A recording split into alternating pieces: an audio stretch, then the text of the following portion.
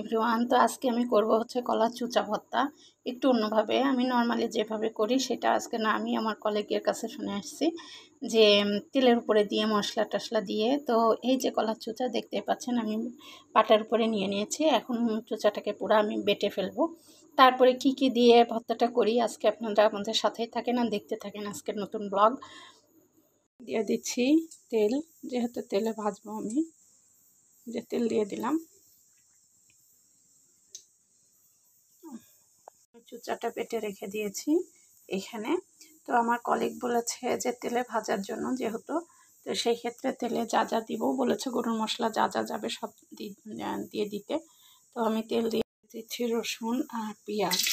বলেছে যে তেলে রসুন করে দিলে, তেলের উপর রসুন দিলে স্বাদ আসে। শুকনো ঝাল গুঁড়ো করে রাখছিলাম, সেটাও দিয়ে দিলাম।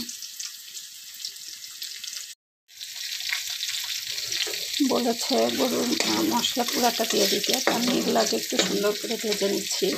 তারপরে আমি দিয়ে দিব এখানে হচ্ছে আমি বের করে রাখছি বাটা আর হচ্ছে আদা বাটা, এগুলো দিয়ে দিব। আদা বাটা দিয়ে দিলাম, জিরা বাটা, এর জন্য পরিমাণ মতো হালকা একটু গরম মশলার গুঁড়া দিয়ে দিলাম। দেখা যাক, আজকে প্রথম আমি এমন কিছু তৈরি করছি, আল্লাহ কেমন কী করে আর কেমন স্বাদ আসে আমি জানি না। তো আপনারা সবাই দোয়া করবেন, যারা এখনও আমার চ্যানেলটাকে সাবস্ক্রাইব করেন না সাবস্ক্রাইব করবেন, আর ভিডিওটা ভালো লাগলে লাইক কমেন্ট করবেন। এই ভেজে রাখা কলার চুচা ভাজা ভাজা হালুয়ার মতো, তাই পানি না দিয়ে এখন ভালো করে নেড়ে চেড়ে দিচ্ছি যাতে মশলাগুলোর সাথে মিক্সড হয়ে যায়।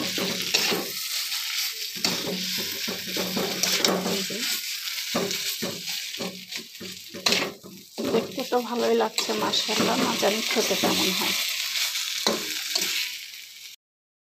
তৈরি হয়ে গেছে আমার কলার চুচা ভর্তা।